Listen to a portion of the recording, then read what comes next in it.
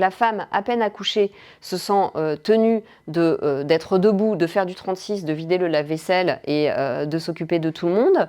Et finalement, on lui met une injonction de performance au moment où le plus important, c'est qu'elle puisse être disponible à la récupération de son corps et au rythme de son bébé. C'est complètement délirant de voir des femmes qui mettent quasiment l'intégralité du salaire qu'elles gagnent pour payer des étrangers, des gens étrangers à la famille qu'elles ne connaissent pas, pour garder leur enfant. Que ce soit des crèches publiques ou privées, pardon, mais c'est quand même désastreux de voir qu'on imagine que ça va fonctionner avec un adulte pour 8 enfants. Enfin, moi j'ai eu des jumeaux, j'avais pas assez de mes 2 bras, donc je vois pas comment un adulte peut s'occuper de 8 enfants. Aujourd'hui, une place en crèche, ça coûte 2 000 € par mois par enfant à l'État. Le congé parental, c'est 400 € par mois. Pardon, mais avec ce simple chiffre, on sait quelle est l'orientation donnée à la société. Pour la première fois depuis la Seconde Guerre mondiale, la France a enregistré plus de décès que de naissances en 2025. En parallèle, près de 15% des moins de 30 ans en 2025 ne désirent aucun enfant. Il y a 20 ans, il n'était que 4%. De quoi cette crise de la natalité est-elle le révélateur ? Cette baisse de la natalité, je pense qu'elle est vraiment plurifactorielle et que ce qu'on observe aujourd'hui, c'est quelque chose qui a commencé à se mettre en place en fait depuis 30-40 ans dans la société au moins. C'est-à-dire qu'on a à la fois une société qui est extrêmement individualiste où le fait de jouir sans entrave, que l'individu prime sur le collectif, que la vie soit réduite à ses aspects matériels, ça a évidemment quelque part fait de l'enfant un frein, c'est-à-dire que l'enfant c'est quand même une source de frustration et une source de responsabilité, donc si le bonheur se réduit au plaisir immédiat et à la jouissance sans entrave, l'enfant n'est plus le synonyme du bonheur, et c'est en cela qu'une société matérialiste est évidemment une société très désenchantée. Et puis évidemment, il y a aussi une question très intime et individuelle qui ressort beaucoup chez les trentenaires, c'est la question de la précarité de l'amour, le sentiment qu'aujourd'hui, comme le développement personnel prime sur la notion d'engagement, eh ben le couple est peut-être éphémère, c'est peut-être difficile de se projeter à long terme, et un enfant nécessite quand même de se projeter au-delà du court terme. C'est-à-dire qu'on a quand même beaucoup présenté la maternité comme un sacrifice en oubliant qu'encore une fois, le bonheur de l'être humain n'est pas dans le confort, puisqu'on est une société du confort et qu'on n'a jamais consommé autant de psychotropes. Donc on voit bien que l'épanouissement psychique d'un être humain, il passe par ses relations, par la qualité des relations qu'il tisse, il passe par le fait qu'il est engagé dans des choses qui lui tiennent à cœur et qui ont du sens pour lui, et que quand l'horizon de sa vie, c'est juste le confort, la facilité, pas se prendre la tête et jouir sans entrave, il est très vite addict et il est très vite déprimé. Les sociétés qui font des enfants ne sont pas les sociétés les plus riches. C'est-à-dire que c'est pas le facteur économique qui prime. Les sociétés qui font des enfants, c'est les sociétés qui ont une espérance, c'est-à-dire qui ont le sentiment que transmettre la vie a du sens et qui donc peuvent se projeter au-delà de ce que j'appelle Narcisse, cet homme moderne qui à force de se regarder, en fait, finit par se noyer dans son propre reflet. Et donc, bien évidemment, l'enfantement est vu comme moins désirable si l'horizon de l'existence, c'est le matérialisme et c'est de jouir. Aujourd'hui, les jeunes générations, elles entendent assez peu parler d'espérance, assez peu parler d'un bien commun, assez peu parler de leurs rêves. Elles entendent beaucoup parler de raisons d'avoir peur, de crise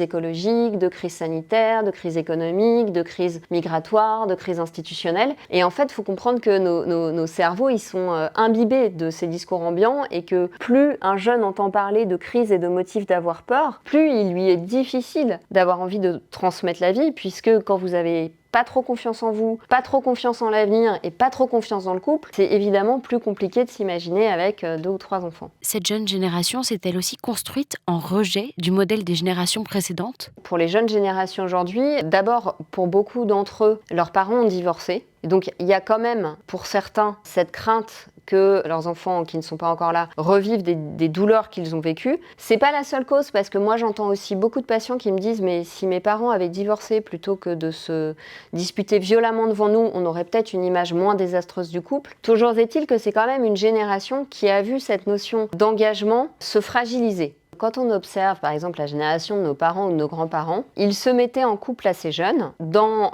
des situations qui étaient loin d'être idéales ou faciles. Souvent, il y en avait un des deux qui passait encore des examens. On avait un premier enfant avec le mari qui révisait le soir après son boulot, un diplôme pour... voilà. Ils faisaient ensemble le projet d'une vie et d'une famille dont ils allaient gravir ensemble les échelons, dont ils allaient franchir ensemble les étapes. Aujourd'hui, avec notamment tout le développement personnel et cette précarité de l'amour, on se dit d'abord... Je m'épanouis, j'explore, je me développe, je commence ma carrière et ensuite je pourrai intégrer à ma vie cette entrave qui est l'autre, et donc l'engagement va venir couronner une vie où on s'est déjà développé, on a déjà notre appartement, une carrière qui est bien avancée, etc.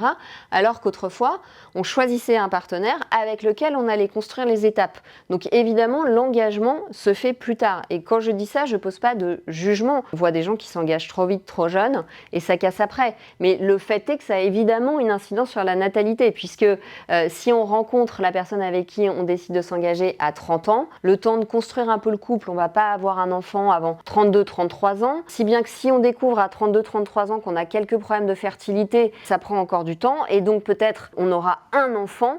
Mais évidemment, quand nos mères commençaient à 23 ans, et ben finalement, à 35 ans, elles pouvaient encore avoir un petit dernier et entre-temps, il y avait eu plusieurs grossesses. Et puis, le fait de s'engager plus tardivement ne veut pas dire qu'il y a forcément plus de discernement. Si c'était plus de discernement, on aurait justement un taux de divorce qui diminuerait, c'est-à-dire que les unions commenceraient plus tardivement, mais on ne se tromperait pas dans le choix de son partenaire et donc on arriverait à surmonter les épreuves ensemble parce que les personnalités s'accorderaient bien. Or, c'est pas ça qu'on voit, c'est plutôt qu'on s'engage tard parce qu'il y a peur de l'enfermement, mais il y a peur de l'enfermement parce qu'il y a une telle multitude de choix. Nos grands-parents, ils avaient dans le village, ils avaient un choix qui était limité. Aujourd'hui, on a cette illusion, notamment avec le numérique, qu'on peut à tout moment rencontrer des dizaines, des centaines de partenaires potentiels. Or, en fait, c'est pas vrai, c'est une illusion. C'est-à-dire que par élimination, une fois qu'un certain nombre de choses sont avérées ne pas être compatibles, la quantité de personnes avec qui vous pourrez supporter les difficultés de l'existence, il est quand même très réduit. Mais on a cette multitude d'offres virtuelles avec les applis de rencontres, etc., qui font que les jeunes ont l'impression que c'est très difficile d'exercer leur liberté. Et c'est vrai, parce que forcément, il est plus difficile pour moi d'exercer ma liberté quand j'ai le choix entre 2 ou 3 possibilités que quand j'ai l'impression d'avoir une multitude de choix et à chaque fois que j'en élimine certains, il y en a de nouveaux qui arrivent. Si on se concentre sur les femmes, dans les années 50, on leur a dit « achetez de l'électroménager pour vous libérer ». Dans les années 70, votre corps, votre choix. Dans les années 90, soyez des hommes comme les autres. La société, décennie après décennie, a-t-elle tué la figure de la mère de famille ? Oui, alors je pense que les femmes ont été soumises à beaucoup d'injonctions paradoxales et que finalement il y a une forme de soi-disant libération de la femme qui va mettre la femme très en difficulté. Dès les années 50, en fait, la société de consommation a un revers qu'on ne va découvrir qu'après, c'est qu'elle apporte du confort et donc de la facilité aux femmes et c'est heureux. Le problème, c'est que ce progrès dans le confort et dans la technique ne va pas s'arrêter et à un moment donné va rendre nécessaire le fait qu'il y ait 2 salaires forcément à la maison et cette injonction va peser y compris sur les familles où l'équilibre dans le couple est tel que c'est tout à fait acceptable l'idée que l'homme ramène l'argent pendant que la femme enfante et donc ne peut pas être au four et au moulin. Aujourd'hui, cette idée, elle choque. Or, en réalité, il y a beaucoup de pères qui vous confient qu'ils aimeraient pouvoir soulager leur femme de la charge économique, assumer la famille, mais qui ne le peuvent plus parce qu'il y a une exigence du matérialisme et aussi une inflation qui fait qu'avec un seul salaire, aujourd'hui, c'est pas possible d'éduquer 2-3 enfants dans des conditions décentes dans une grande ville, alors qu'à la génération de mes parents, avec un salaire, mon père arrivait à faire vivre une famille où il y avait 4 enfants. Après, il y a eu aussi toute cette idéologie de « on n'a pas besoin des hommes ». Et donc, évidemment, on a isolé l'individu moderne. C'est-à-dire que les femmes n'ont pas besoin des hommes. Le couple, c'est quand même toujours un peu suspect parce que ça peut être de l'emprise ou de la domination. Donc, on voit que le versant négatif des choses. Évidemment que c'est important de remettre en question les modèles et de pouvoir voir le revers de la médaille de choses qu'on a idéalisées. Le problème, c'est que ça ne s'arrête pas et que à un moment donné, ça va se retourner contre les femmes parce qu'on va leur dire pour être une femme heureuse, libre, émancipée, affranchie, il faut que tu fonctionnes comme un homme comme les autres. Donc il faut que tu sois productive économiquement au moment même où en fait nous sommes fertiles parce qu'il y a quand même une différence entre les hommes et les femmes, c'est que notre fertilité elle est temporellement plus encadrée que pour les hommes qui peuvent avoir des enfants très tardivement dans leur existence. Donc les femmes qui choisissent d'être mères sont évidemment en burn-out et sont évidemment épuisées pour un certain nombre d'entre elles puisqu'elles doivent être productives économiquement, que ce serait une soumission d'accepter que momentanément, pendant quelques années, l'homme assure économiquement et que, par ailleurs, on leur dit la maternité est un sacrifice. Mais la maternité, c'est pas un sacrifice, c'est un don de soi. Et c'est drôle parce qu'en fait, ce discours, quand vous prenez du recul avec, vous voyez à quel point il traduit une terreur qui est la terreur de la mauvaise figure maternelle qu'on a tous dans notre inconscient, et donc qui serait l'idée que le maternel chez la femme va engloutir le féminin. Alors d'abord, moi j'ai plein de patientes qui par exemple ont retrouvé un épanouissement sexuel et un désir sexuel et une libido une fois qu'elles étaient mères, s'habiller avec des talons, se sentir beaucoup plus libres d'exprimer leur sensualité avec leur mari, c'est vrai aussi. Et nous on présente toujours la maternité comme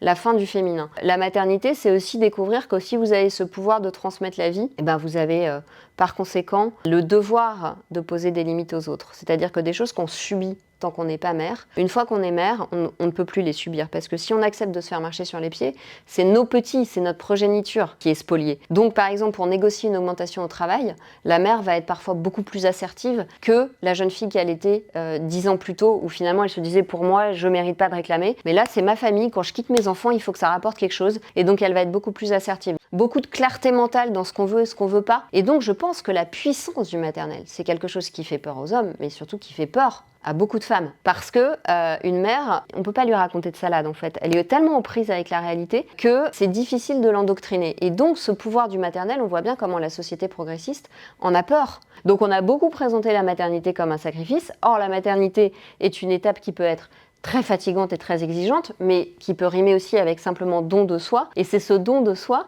qui fait que malgré la fatigue, on est heureuse. Et donc, beaucoup de femmes disent aujourd'hui, il y a eu cette mode dans les années 90 de faire carrière, d'être la businesswoman, et finalement, j'en reviens parce que je me rends compte que dans mes vieux jours, ou pendant mon cancer, ou pendant ma retraite, c'est pas l'entreprise à qui j'ai tout sacrifié de mon temps et de mes week-ends qui finalement va m'apporter la saveur de mes vieux jours, et je suis passée à côté de quelque chose de l'ordre de la transmission. C'est difficile de faire entendre ça aujourd'hui. On vous dit mais non, on veut juste que les femmes fassent comme elles veulent, mais en réalité on s'aperçoit qu'on est dans une société où les mères de famille, notamment les mères de familles nombreuses, sont vraiment pas du tout aidées et plutôt sommées de se taire. Parce que quand elles disent mais moi j'aimerais bien avoir un congé parental qui soit correctement financé, on leur dit ouais bah c'est ton choix, fallait pas faire un 3e enfant, fallait pas faire un 4e enfant. Alors je rappelle quand même à tous les militants No Kids qu'il se trouve que ce sont nos enfants qui vont payer leur retraite. Donc ce serait bien que les mères de famille, et notamment les mères de famille nombreuses, reçoivent un peu de respect dans l'espace public. Et tout cela vient aussi souvent se confronter à la dure réalité matérielle et financière des ménages. Cela joue-t-il sur la natalité ? Alors ce qui est vrai, c'est que les jeunes couples, et notamment les mères, savent que l'aventure de la maternité va être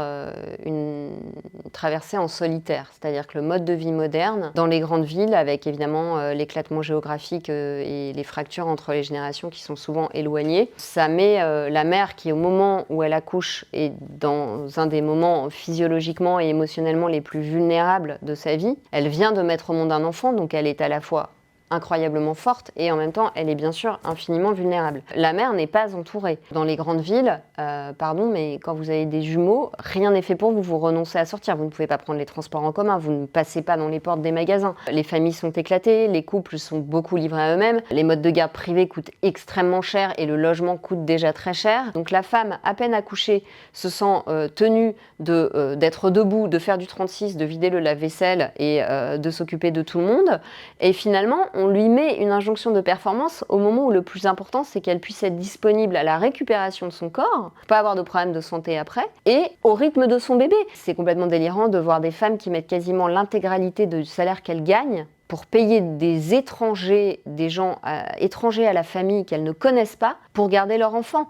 Ça, c'est incroyable. Évidemment, quand vous avez un métier qui vous passionne, que vous êtes chercheuse, etc., si vous prenez votre temps, ensuite reprendre le travail n'est pas une source de douleur. Mais on ne peut pas réduire au silence toutes les femmes pour qui c'est un impératif économique et ça n'est pas une source d'épanouissement, ce n'est pas vrai. Donc je pense qu'il ne faut pas assigner à résidence des femmes qui n'auraient pas envie, mais il ne faut pas non plus les assigner à faire des enfants si elles n'en ont pas envie. En revanche, il faut vraiment aider les femmes qui ont envie de s'occuper de leur enfant et de profiter de cette période qui passe tellement vite, à se dire, là je m'en occupe, ça ne veut pas dire que je renonce à ma carrière, ça ne veut pas dire que je renonce à m'enrichir, ça ne veut pas dire que je renonce à m'épanouir intellectuellement, simplement à 50 ans j'aurai tout le loisir de le faire, à 35 ans mes enfants sont petits, ils ont besoin de moi, donc je peux me poser sur cette étape fondamentale. Les professions libérales, c'est absolument dramatique. Nous, on n'a même pas les congés maternité des entreprises. Si j'avais été en entreprise pour les jumeaux, j'avais 14 mois de congé maternité quand même. Quand vous êtes profession libérale, commerçante, boulangère, artisan en France, vous pouvez oublier. Moi, je vois des avocates quand même qui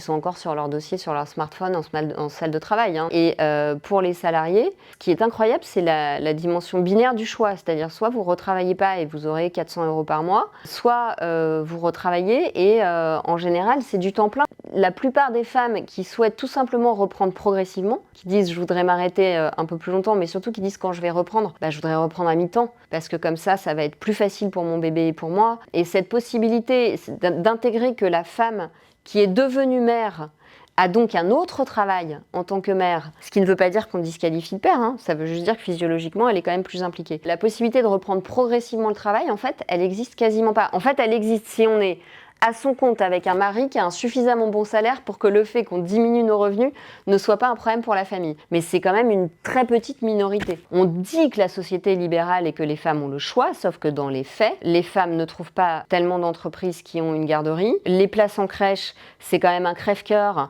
2 mois et demi après l'accouchement ou 3 mois, de laisser un enfant dans un endroit qui sent mauvais, avec des gens qui sont sous-effectifs et mal payés, et ce qui donc va conduire à de la maltraitance systémique, parce que ce soit des crèches publiques ou privées, pardon, mais c'est quand même désastreux de voir qu'on imagine que ça va fonctionner avec un adulte pour 8 enfants. Enfin, moi j'ai eu des jumeaux, j'avais pas assez de mes 2 bras, donc je vois pas comment un adulte peut s'occuper de 8 enfants. On parle de la PAJE, la prestation d'accueil du jeune enfant, mais pourquoi on ne paierait pas les mères qui souhaitent le faire? Il ne s'agit pas d'obliger les autres à le faire parce qu'elles feraient du très mauvais travail, mais de permettre aux mères qui souhaitent le faire de ne pas vivre un dilemme psychique et d'être leurs propres salariés en quelque sorte, c'est-à-dire d'être rémunérées pour faire ce travail. D'abord, ce serait un signal de respect, ce serait un signal de considération, et puis ce serait un signal d'intelligence économique, parce que tous les troubles psychologiques qui ne vont pas se développer, c'est aussi des économies plus tard en matière de pédopsychiatrie et puis en matière d'arrêt de travail et de burn-out chez la femme qui reprend le travail trop tôt.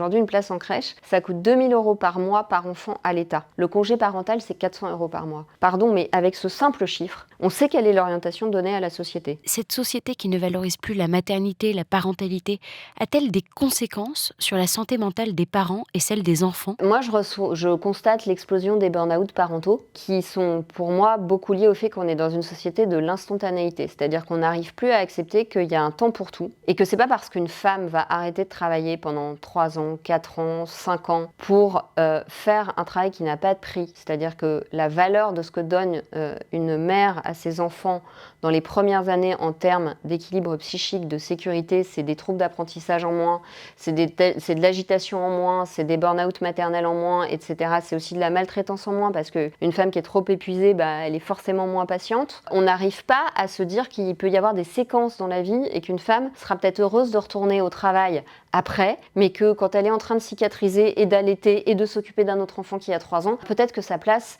n'est pas de courir dans les transports en commun à 8h du matin pour arriver à l'heure à une réunion pour fabriquer des slogans publicitaires pour des croquettes pour chiens. Mais ça, c'est quelque chose qu'on a du mal à entendre. On a du mal à entendre que la femme a des cycles dans sa vie qui ne sont pas ceux de l'homme, et que donc la linéarité qui peut convenir à un homme ne convient pas nécessairement à une femme. Ça fait pas d'elle forcément une trade wife réactionnaire, mais ça veut simplement dire que les moments de pic dans sa carrière ne peuvent pas coïncider avec les moments où elle a de très jeunes enfants à la maison, parce que son corps est fatigué et parce que ses enfants et elle ont besoin d'avoir un accordage dans leur rythme. À force de ne pas être patient dans notre société, de ne pas respecter des rythmes naturels, on induit des troubles psychologiques, de l'épuisement, de la culpabilité, du stress. C'est un inconvénient pour la mère, mais c'est aussi au détriment de l'enfant. Toutes ces femmes que je vois en burn-out sont des femmes qui sont d'abord et avant tout sous pression mentale, parce qu'elles ont un sentiment de culpabilité quand elles travaillent de ne pas être avec leurs enfants, et un sentiment de culpabilité quand elles sont avec leurs enfants de ne pas être au travail.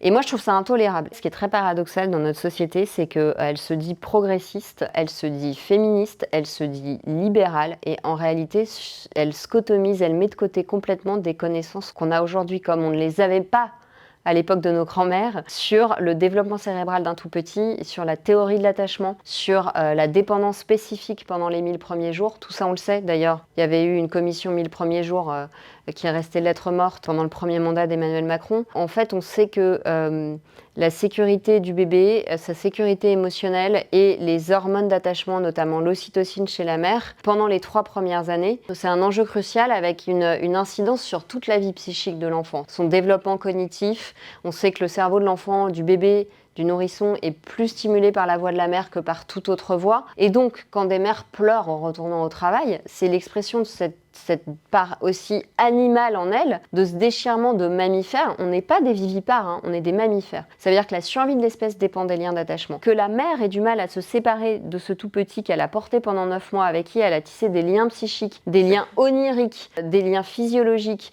c'est un déchirement. On sait bien qu'on a cette préoccupation maternelle primaire dont parle Winnicott, qui fait que parfois, la mère va se réveiller 5 minutes avant le nourrisson alors que toute la maison dort, que la mère est au bureau pendant une réunion et tout d'un coup, elle a une intuition, elle se dit « mon bébé va pas bien », elle appelle la nourrice, et la nourrice lui dit « bah oui, c'est drôle, il vient juste de se mettre à pleurer ». En fait, tout ça, on le sait aujourd'hui et c'est étudié scientifiquement, on a toutes ces connaissances et notre société, par idéologie, met de côté des connaissances scientifiques. Si l'attachement est raté au début, c'est une vie entière qui est ratée. Alors on va dire, bah non, il va très bien, il s'adapte, il fonctionne, mais je dis toujours qu'un être humain qui fonctionne, c'est un être humain qui s'éteint en fait. C'est-à-dire que la joie, la confiance, la sécurité, si on a voulu zapper trop vite cette première phase, et bien finalement c'est quelque chose qui va laisser des traces. Aujourd'hui on le sait, mais on ne veut pas en entendre parler au nom de la liberté des femmes d'être puissantes économiquement. Moi je pense qu'on pourrait aider les femmes autrement. Alors comment les aide-t-on et comment relance-t-on la natalité? Alors évidemment que la priorité absolue, c'est le congé maternité uniformisé pour toutes les catégories socio-professionnelles. C'est-à-dire on ne peut pas faire un écart entre la salariée, la fonctionnaire et la profession libérale. À partir du moment où vous mettez un enfant au monde, vous fabriquez un contribuable qui va payer les retraites des gens qui ne font pas d'enfants. Ça mérite un minimum de considération et de respect parce que le travail physiologique que vous fournissez est aussi une forme de production économique. Donc je pense qu'il faut des avantages fiscaux considérables pour les mères, des trimestres de retraite à l'appel en plus et bien évidemment un congé maternité qui soit digne de ce nom. Pour moi, un congé maternité digne de ce nom, c'est qu'après le premier enfant, la femme, elle est au moins 6 mois et qu'à partir du moment où elle a plusieurs enfants, elle est 1 an. Aujourd'hui, la France est très en retard là-dessus. Ensuite, je crois qu'il va falloir refaire de la place dans notre société à l'enfance, parce que cette société qui se dit progressiste déteste les enfants. On n'en veut pas dans les trains. Au lieu de faire des wagons adaptés à la taille et au développement des tout-petits, on se vante de faire des wagons sans enfants. Mais enfin, si on avait une campagne qui disait on fait des wagons sans femmes, tout le monde serait horrifié. Mais par contre, ça passe crème de faire des wagons sans enfants, au lieu de faire des wagons adaptés aux tout-petits, ce qui aurait le même résultat, hein, et ce qui existe dans tous les pays d'Europe. Donc on est une fois de plus complètement arriéré tout en étant très prétentieux en France. Et je pense que sur les modes de garde, il faut arrêter de dire plus de place en crèche, plus de place en crèche, plus de place en crèche. Si c'est plus de place en crèche pour qu'il y ait un adulte pour 8 enfants et que les enfants ne soient pas bien pris en charge, pas bercés, pas changés, pas cajolés, ça fait des troubles du développement. Donc moi je pense qu'il faut laisser toutes les mères qui ont envie de s'occuper de leur enfant le faire. Ça va désengorger les crèches pour celles qui veulent retourner au travail et se rapprocher d'autres amis qui ont des enfants du même âge, se rapprocher d'autres parents et réaliser qu'en fait on peut se créer plein de plans B, de faire des échanges. Ah bah là je vous prends vos enfants, vous pouvez aller dîner en amoureux. Bah tiens, je te prends ton fils à déjeuner le mercredi, en échange tu m'emmènes le mien au foot le samedi. Recréer une capillarité dans les liens au sein de la cité, c'est très important parce que la société individualiste a rendu toutes les personnes un peu vulnérables dans les grandes villes extrêmement vulnérables, que ce soit les personnes âgées, les bébés ou les femmes qui viennent d'accoucher. Il faut arrêter de mettre dans la tête des femmes que la maternité est un esclavage. Moi, je trouve que la pression économique est un esclavage beaucoup plus grand que le fait de transmettre la vie. Et puis, je pense qu'il faut arrêter de présenter le fait de ne pas avoir envie d'enfant comme une sorte d'aboutissement d'une grande vertu rationnelle. Il n'y a pas de honte à pas vouloir d'enfant. En revanche, en faire un argument pour du militantisme, pour dire aux jeunes femmes non, non, mais si tu fais un enfant, tu vas être piégée par le patriarcat, je trouve ça très malsain parce qu'à 20 ans, on peut se permettre de dire qu'on veut pas d'enfant parce qu'on a encore le temps d'en avoir, mais les mêmes, vous les retrouvez 18 ans plus tard à vous dire bah j'ai rien construit, j'ai pas d'amoureux et en fait j'aimerais bien un enfant donc je vais aller faire un enfant toute seule en Espagne et en fait elles sont très malheureuses. Donc je pense qu'il y a une certaine hypocrisie dans les discours dominants et que ça ferait du bien de mettre un peu d'ouvrir les fenêtres.